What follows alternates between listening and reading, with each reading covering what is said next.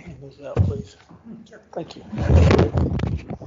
George is going to be giving you a handout that's, I'm not really going to refer to it, but you'll understand it as we talk this evening. You'll kind of get a picture. I'm sure you've seen these pictures before. It's of things in the tabernacle, but we'll talk about that in just a few minutes. We're going to start with the story this evening. The story is told of an older gentleman and a lawyer that were on an airplane sitting side by side, and the trip was going to be a long trip. And the lawyer looked at the older gentleman and said, "Hey, got a game we can play?" And the older gentleman said, I'm tired. I just really want to sleep. And the lawyer said, No, this will help pass the time.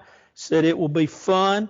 Said you'll enjoy it. And so the older gentleman, just sort of to appease the lawyer, said, "Okay."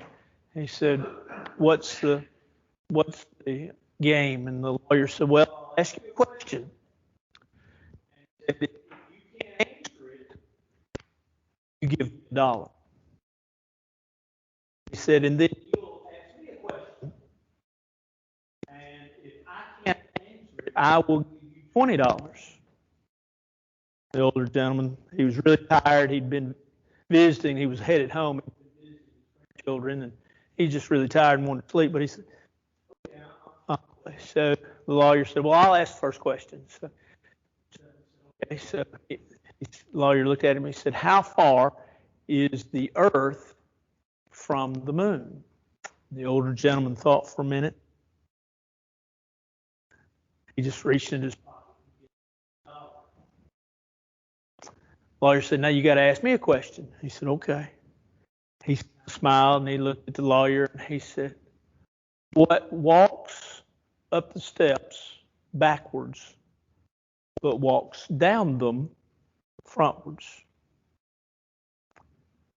The lawyer began to think. He began to search every part of the brain, just trying to figure out. And the old gentleman went to sleep. And the lawyer just kept what walks up steps backwards but comes down them frontwards. And he was stumped. So he started asking some of the folks sitting around them, "Do you know what walks up steps backwards but walks down them frontwards?" And everybody would have to stop and think. And so he asked the flight attendant, and she thought about it a little while. She didn't know. And like I say, the older gentleman was asleep. And so the lawyer, he'd had enough. And so he took his $20 and he woke the man up and he gave it to him. And the man put it in his pocket and went right back to sleep. The lawyer said, "I've had enough. I got to figure this out." So he woke the gentleman up and he said, "What walks up the steps backwards and walks down them frontwards?" The old man opens both of his eyes, reaches into a wallet, gets out $1 and hands it to the lawyer. That's one Steve would have even appreciated. All right. Hebrews chapter 9. Hebrews chapter 9, we've talked about, you've heard me talk about as I teach, bridge words, things that sort of, hold two sides together. And we talk about bridge words. And in a lot of ways, the 8th chapter was a bridge between the 7th chapter and the 9th chapter. Well, the first part of the 9th chapter is sort of a bridge that leads us into the point that the Hebrew writer is trying to make.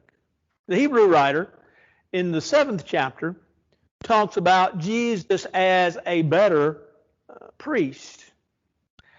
And then he sort of interrupts that thought by talking about in the 8th chapter, but we have a better covenant.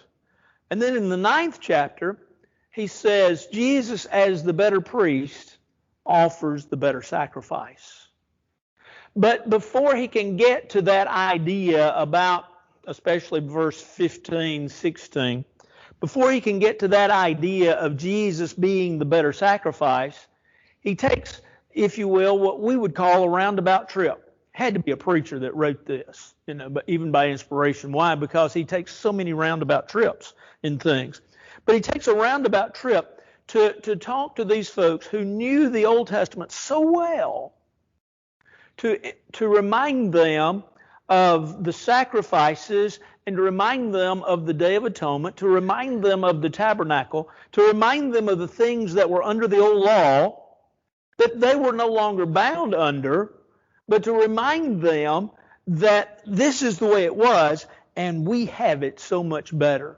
And so the end of the 9th chapter, if you will, about verse 16 through the end, is talking about, and we won't get there tonight, but it's talking about the sacrifice of Jesus and what it means with regards to the forgiveness of all of our sins. And so we'll save that good part for next week. We're going to look at a tough part, because we're not really always as well versed in the tabernacle and the events of the tabernacle and all the priesthood and the events of the priesthood and all of those things. But we're going to carry you through what the Hebrew writer says, because these things, I think, are good and important. And I think maybe I can help you by doing a few things along the way this evening. So with that being said, let's enter into this study this evening of Hebrews chapter 9, beginning in verse 1. Then indeed, even the first covenant had ordinances of divine service and the earthly sanctuary. The first covenant. First covenant, of course, implies that there's what? Yeah, there's at least more than one. There's a second. There's a two, as we have them. Of course, we talked, last week? Yes, we talked about the 8th chapter. We talked about last week. There had to be a third one. We do not have it. It was that one that was really made with, if you will, the first folks upon the face of the earth until Moses received the first, as we call it, covenant on Mount Sinai. So there was really three, but we have two. He says even the first covenant had, now notice the past tense, it had ordinances. He's trying to tell them it's over, it's done, it's finished, it's no more. But he says it had ordinances of the service and the earthly sanctuary. In other words, he's talking about the tabernacle, the earthly sanctuary, the tabernacle, place of worship. And this carries you back, if you're interested, this carries you back to Exodus, say, chapter 25, chapter 26. We find where Moses received part of this on Mount Sinai. And so it's recorded there, some of it. And so what does he tell us about it? He says in verse 2, "For a tabernacle was prepared, the first part in which was the lampstand, the table, the showbread, which is called the sanctuary." So you had the holy place, and then you had the Holy of Holies place. And if you look, I believe it's at the bottom of that sheet, you'll have a picture of the tabernacle and what it was with regards to the outer court. We'll look into what is shown as the holy place and the most holy place. That's really more specifically what he's talking about. Of course, the tabernacle was all of that. It had an outside court and, so to speak, an inside court, so to speak. And when you entered into the tabernacle, into the courts, you came across the altar of burnt offering and the laver that was there. But inside you had the holy place. And notice what it says. He talks about in the first part, in the holy place, there's the lampstand, there's the table, there's the showbread, which is called the sanctuary. Let's talk a little bit about those. You had the lampstand. You have at the top, I kind of cut it off a little bit so that I could fit these four pictures on the same page. But you have what might be called the menorah or the lampstand that has 7 basic wicks to it. That always was kept burning in the tabernacle. And so in the mornings and in the evenings, the priest would go in and basically trim the wicks. And so then he says, you not only have the lampstand, but you have the table that was inside the holy place. It shows you there that the table of the showbread was on the north side of the holy place. And on that table you had 12 loaves. Those loaves were for the priests. They were arranged 6 and 6. Why did you have 12 loaves? 12 tribes. You had 12 tribes, so each loaf represented a tribe. Those stayed there for the priest. How long did they stay there? Anybody remember?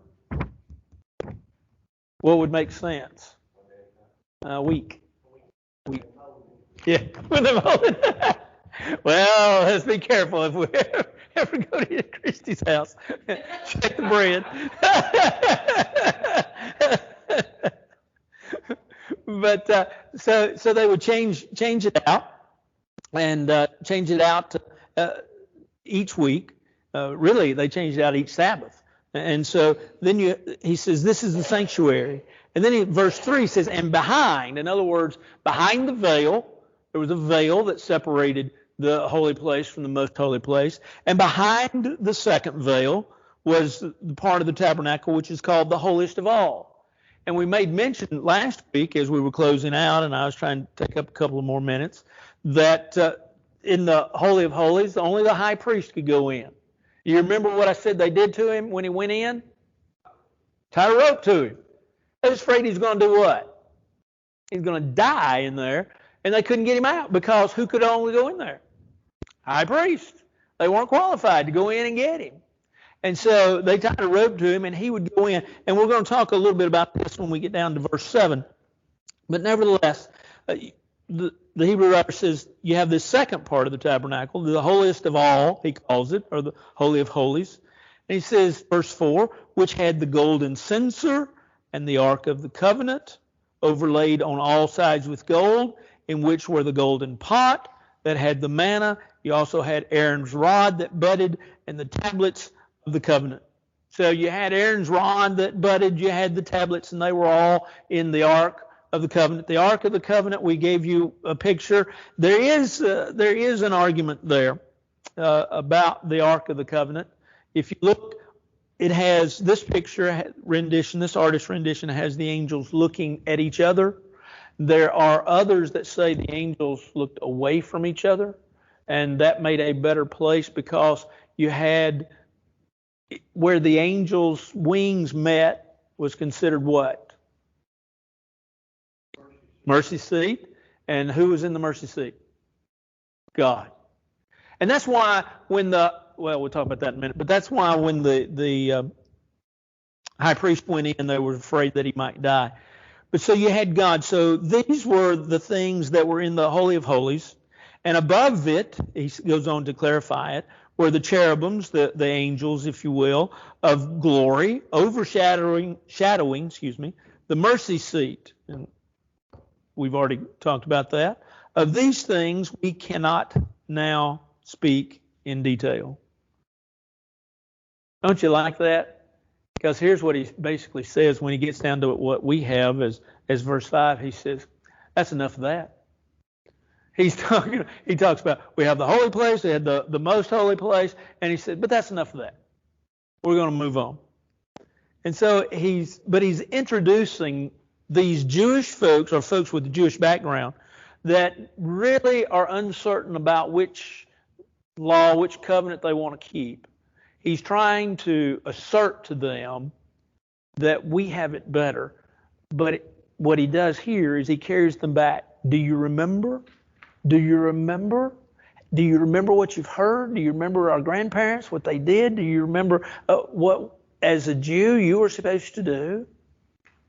And so probably there's a lot of folks in the audience, if it's being preached, and they're going like this. And so then he says in verse 6, now when these things had been thus prepared, the priest always went into the first part of the tabernacle, performing the services. Like we said, morning and night they trimmed the wick. They also, on the Sabbath, they changed the showbread. And so he says then in the second part, the high priest went. And notice that he says once a year. The real meaning is not just one time in the year. But he went, actually, in the service, he went 3 times. It was only one day out of the year that he would go in. What was that day? Day of Atonement. And I want to read to you in just a few minutes, I want to read to you out of a book that really sort of helps us understand this whole picture. It gives a good summary of all of this. But so the high priest would go in, he would go in one day out of the year, and he would actually, according to Leviticus 16, he would go in 3 times. And when he would go in, the first thing that he would do is he would offer incense. And this was a sacrifice, considered a sacrifice to God. And then he would offer the blood of a bull, and this blood of the bull was for his sins. And then he would come back out and he would take the blood of a goat, and he would offer that as a sacrifice, and that was for the sins of the people. So he went in 3 different times, but only one day out of the year did he do all of that. And so he says that he entered in the second place, not without blood, which he offered for himself and for the people's sins committed in ignorance.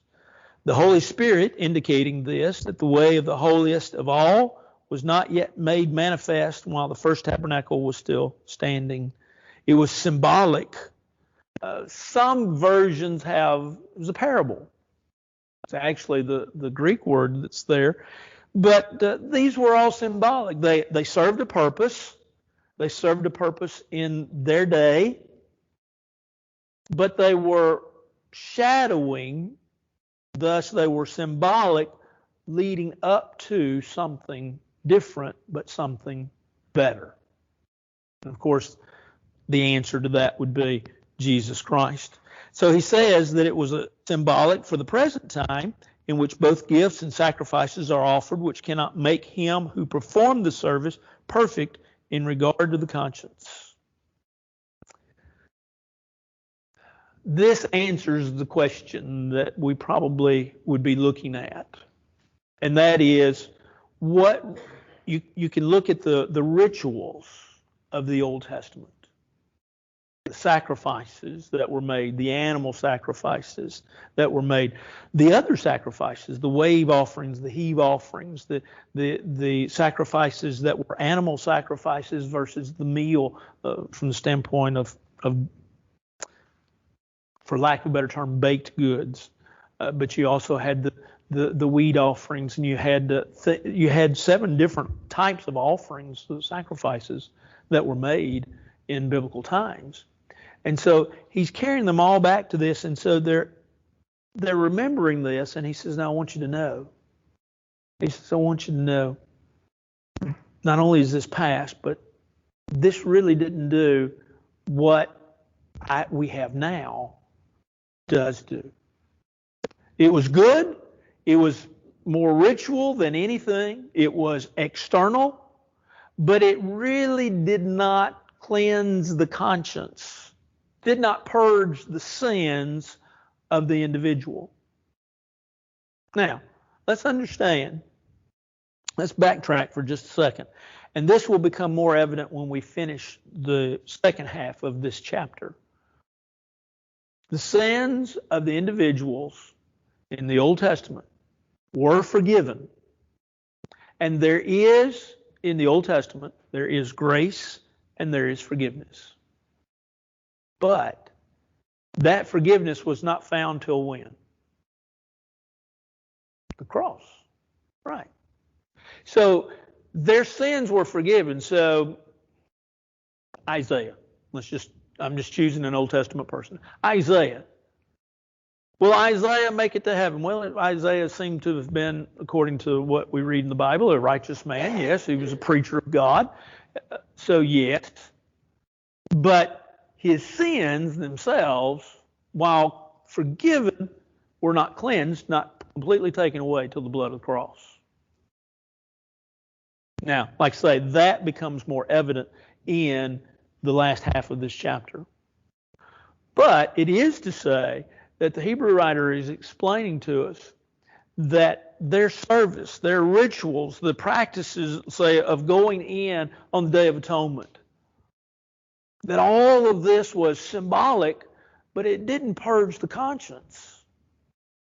And so he goes on to say, verse 10, concern It concerned itself only with foods and drinks, various washings, and fleshly ordinances of Reformation. So you had special foods, you had special drinks, washings. You had a high priest offer washing. You had, by the way, these were called baptisms. But you had a high priest, you had a priest, you had Levite washing, you had a washing for lepers, you had a washing of garments, you had all kinds of washings under the old law that had to be followed. You had fleshly ordinances. You had ordinances with regards to several different things that were offered and had to be kept. And he says these were imposed until the time of Reformation. The word Reformation is the idea of straightening something out. And so it was a time in which things were to be straightened out. I want to make a complete sidetrack here for just a second. In biblical history, well, let me take that back. In religious history, there's the term I probably need to use. In religious history, we have a Reformation period, and then we have a Restoration period. This Reformation, he is not talking about what we think of from a historical standpoint of the Reformation movement. The Reformation movement really began, you've heard enough church history and we'll not just delve into it, but I just want to take this sidetrack so that we understand. The Reformation movement really was that which occurred in the 1400s. A man by the name of Martin Luther, remember, hung 95 theses upon the door of a Catholic church. Basically, he said, there's 95 things that are wrong with the Catholic Church.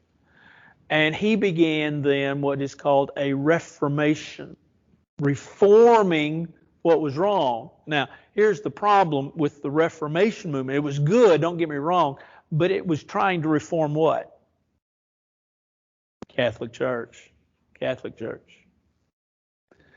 Then you get into a period of time, from a standpoint of biblical history, you got into a time of the 1800s, especially middle to late 1800s, even early 1900s. And to be honest, we're still in it today, in which we call it the Restoration movement. You had men like Moses Lard and Alexander Campbell and Thomas Stone, Barton Stone. Well, actually, those guys were born in the late 1700s.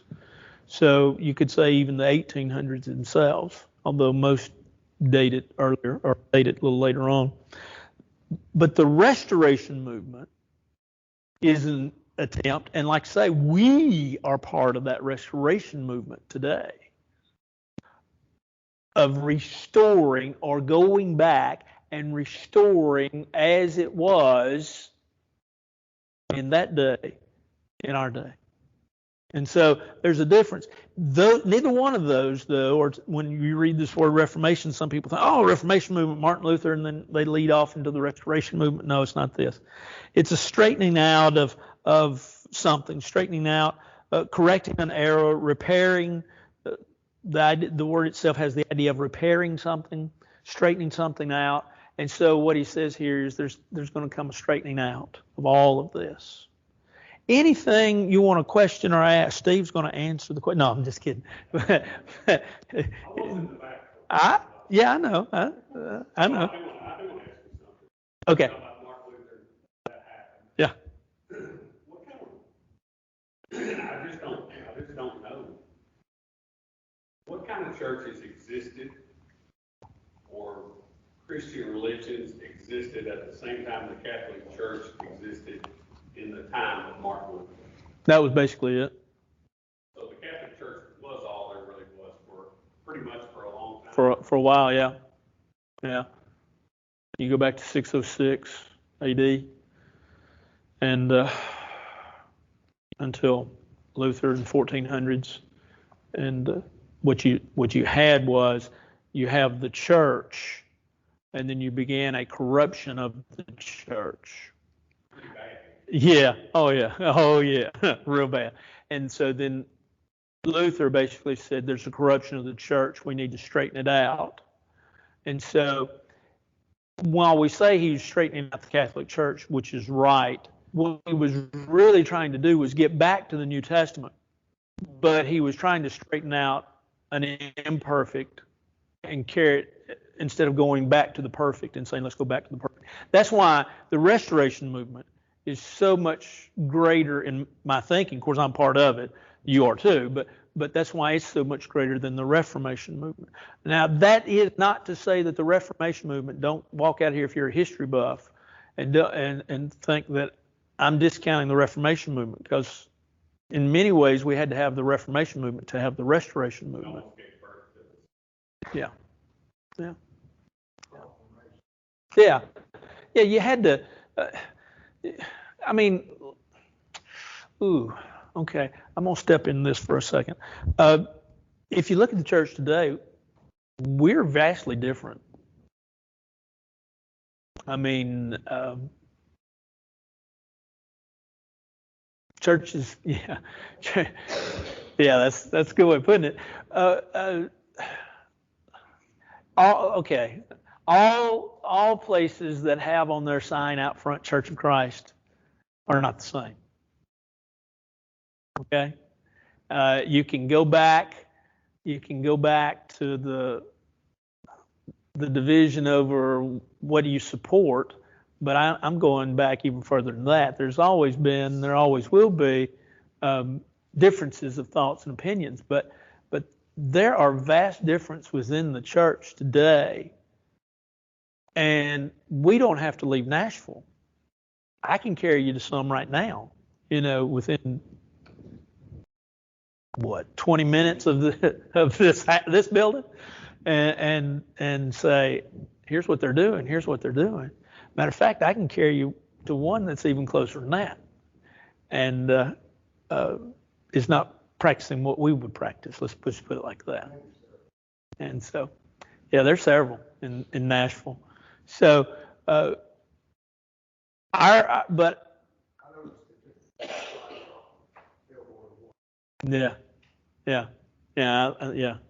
Suzanne went by the other day and she said, "Did you know?" I said, "No, that's not that." I know what that is.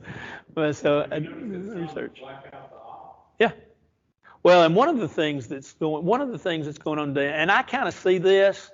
I'm not as hooked on it as others, but is the idea of, we don't say like River Road Church of Christ. We say the Church of Christ at River Road. And the reason for that, I understand, but I'm not hung up on it. Because when we say River Road Church of Christ, we're just saying this is the Church of Christ that meets at River Road, as opposed to meeting on Charlotte, or meeting on Broad Street or whatever. But some take offense to that. But anyway, there are changes philosophically. Yeah. Yeah. I've always been, wherever I've worked, and when I grew up, Main Street Church of Christ, Milan, Tennessee. Part of my time was spent in Mounds, Illinois, and we actually had to go to the Cairo Church of Christ in Cairo, Illinois. I was born, and for the first 3 years of my life, I went to the Humboldt Church of Christ. I've worked at Bradford Church of Christ, the Tresvant Church of Christ, Northside Church of Christ. Now I work at River Road Church of Christ. So, I'm just not hung up on it. But there are differences philosophically in practice. And so we're still part of, that's what I say, we're still part of the Restoration movement that is trying to get back to the New Testament church and do what the Bible says the way the Bible says to do it. But we have to remember, in doing that there is a point in which God has allowed us to decide how things are done. Give you for instance, and you'll be able to shake your head on this one. He's told us to take the Lord's Supper on the first day of the week. He's told us what's involved in the Lord's Supper, the bread and fruit of the vine.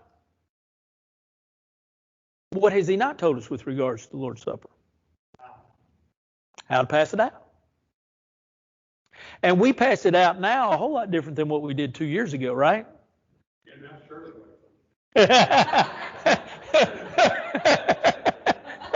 Oh boy. Oh boy. Make sure this doesn't go out, Jay. Yes. Yeah, elders like, you know. Yeah. Oh man. But you know, stop and think about this. Think about this. How about the contribution? Contribution, first day of the week, as you've prospered, right? Now, some folks divide that out. Suzanne gets the retirement check once a month, but I try to figure out, you know, I'm probably in arrears right now because I didn't figure it out right for a while. I'm trying to catch back up. I didn't figure it out right for a little while. But technically, at least for her portion, if we wanted to, we could just give one time a month. We try to divide it out. It just makes it easier for me to figure out. I'm simple. Makes it easier. Math was not my strong suit, Miss Tracy. It was, you know, I was glad to get out of there. Someone said, I read today where Will Rogers, you know, the humorist, he made the statement. He said, if you think about how good the good old days were and you want to go back to them, he says, just remember algebra. He said, you won't want to go back. so anyway. No, she did. She just didn't think it was funny. That's all right. That's exactly right. But if you've ever had calculus, algebra is a good one. No, yeah, that's why I say I got out of there. But the contribution, biblically, in the New Testament, you know how it was done? There was what looked like an inverted trumpet that sat at the front.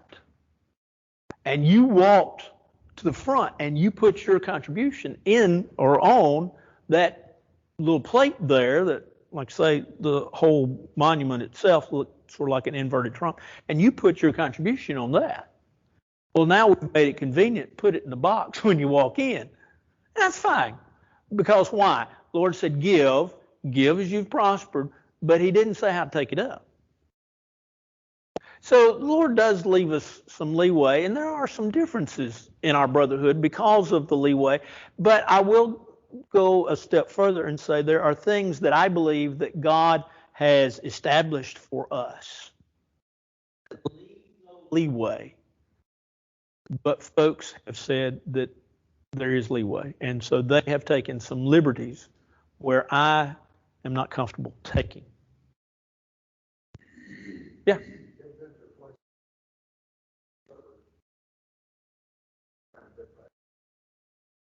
I've heard several, but I've never been to a place like that. That's what we do now. In essence, yes. We just don't pass it around.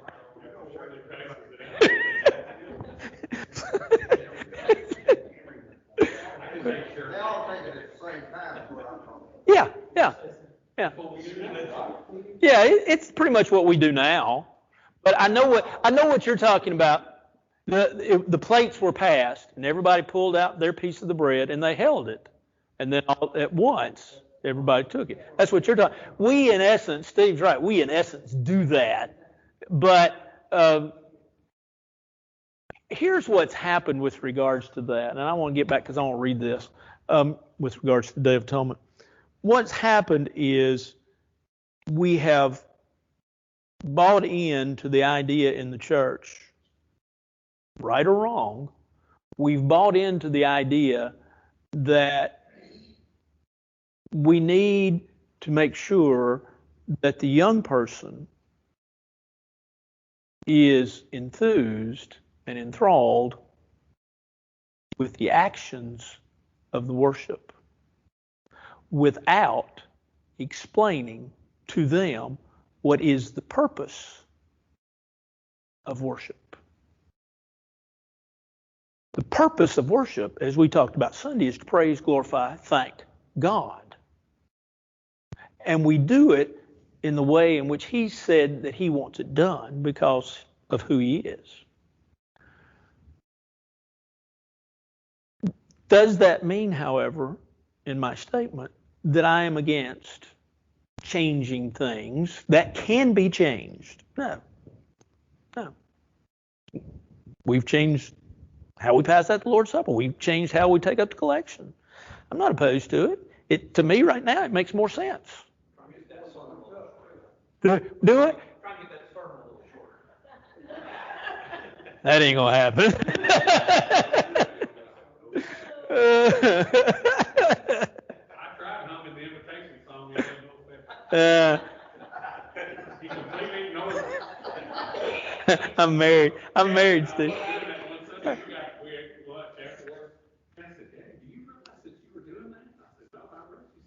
Well, if Paul can hear you, I think he might be offended. Don't do that. Because you got to get in your head. You wouldn't have the right picture, right? So, I have not told him this till now. I heard you. You did? Yeah. I'm sorry. No, I haven't. Go to your side. Listen, I evidently thought nothing of it because I kept going. Catherine noticed that too. Yeah, one Sunday, I'll never live that down. You know, I'm done so. Well, let's just face it. I was 10 minutes long on that Sunday, but I know. Yeah, and I agree with you. I don't have a problem with it. I've had song lyrics that far worse. You know. Okay. I do want to read. Huh? Yeah.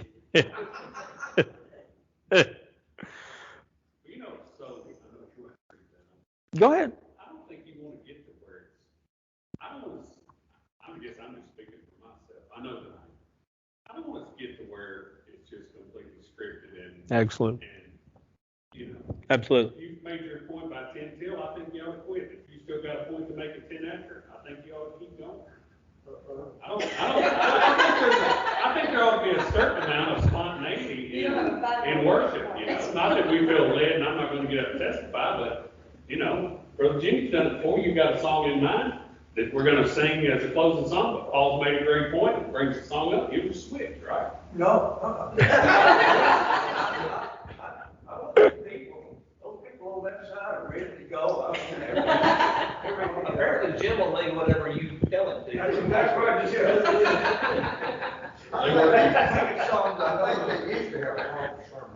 But when you go over, I actually kind of like it because I'm thinking, this means that we don't think that we're supposed to walk out here at 11:01. I don't know if other people think like that or not, but I will say this.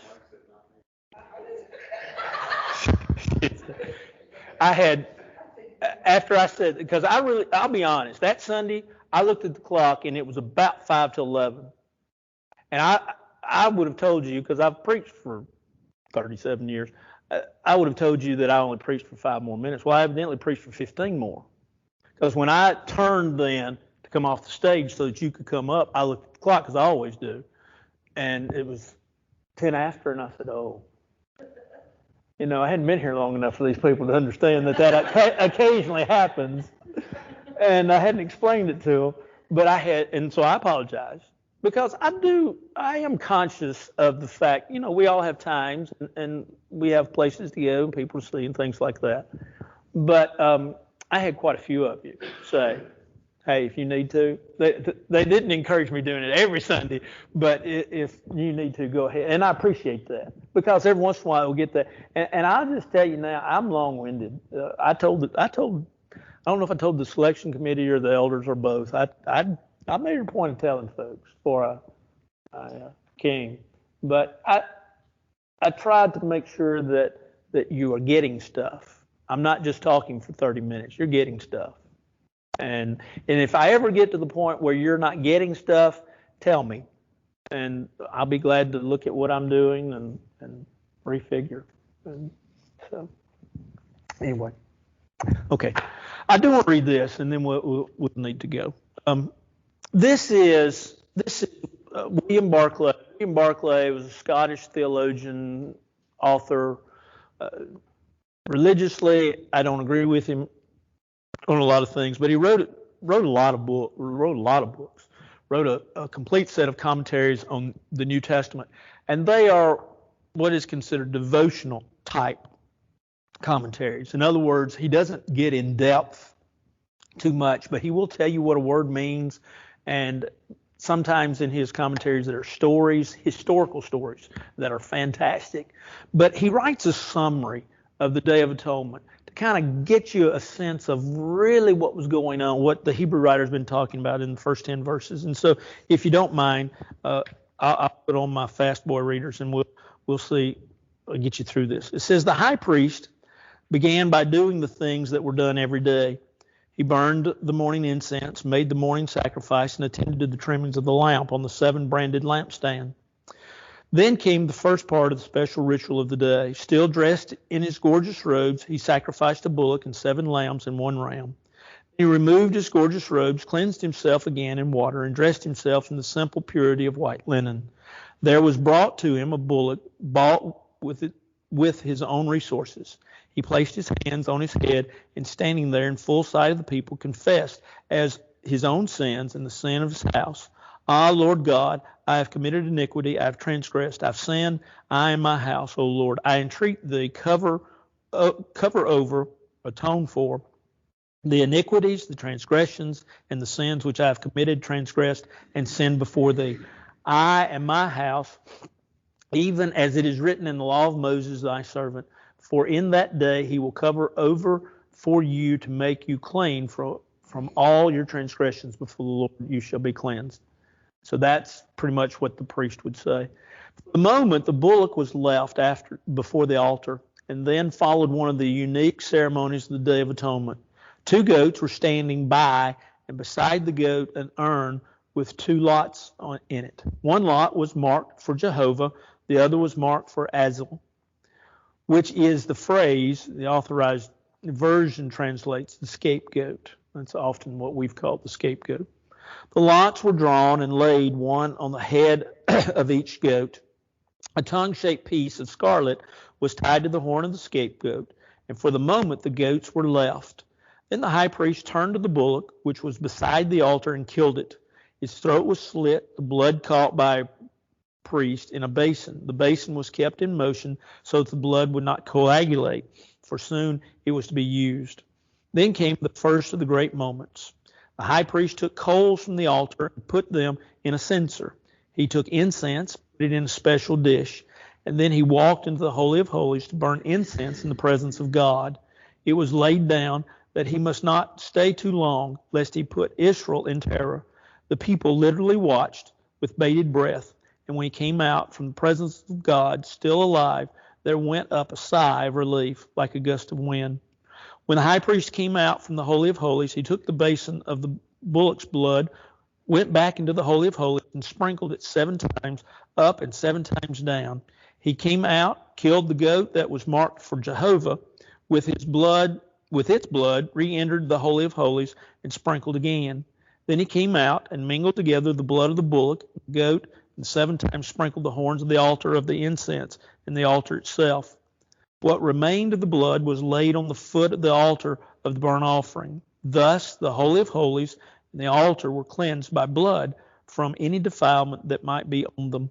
Then came the most vivid ceremony. The scapegoat was brought forward. The high priest laid his hands on it, confessed his own sins and the sin of the people, and the goat was led forth into the desert, into a land not inhabited, laden with sins of the people, and there it was killed. It got to where it wasn't killed, by the way. It got to where they just kind of shoot it into the desert, and it became this. You've heard the word scapegoat. Well, that's where we get it from, the Day of Atonement. All this, by the way, is in the book of Leviticus. This is just kind of a summary of it. The priest turned to the slain bullock and goat and prepared them for sacrifice. Still in his linen garments, he read scriptures. He read Leviticus 16, Leviticus 23, and repeated by heart Numbers 29, 7 through 11. Then he prayed for the priesthood and the people. Once again, he cleansed himself in water, and rearranged himself in his gorgeous robes. He sacrificed first a kid of goats for the sins of the people. Then he made the normal evening sacrifice. Then he sacrificed the already prepared parts of the bullock and the goat. Then once again he cleansed himself, took off his robes, and put on the white linen. For the fourth and last time he entered the Holy of Holies to remove the censer of incense, which still burned there. Once again he cleansed himself in water. Once again he put on his vivid robes. Then he burned the evening offering of incense, trimmed the lamps on the golden lampstand, and his work was done. In the evening he held a feast, because he had been in the presence of God and had come out alive. Such was the ritual of the Day of Atonement, the day designed to cleanse all things and all people from sin. That was the picture of the mind of the Hebrew writer as he was trying to make here. But there was certain things of which he was thinking at the moment. That just kind of gives you, that's the best summary that I think I've ever read of the Day of Atonement. But it really, this is what the Hebrew writer is trying to picture. And now what he's going to do, not so much where we're going to have to begin next week in verse 11, but there is this turning point. If you look in verse 11, there's one of our favorite words, but. There's a contrast there. And now he's going to pick up with the idea of Christ. And so next week we pick up with something that is far more understandable to us, and that is the great sacrifice that Jesus made for us. Any questions, comments, suggestions? See, once again, we've run long tonight.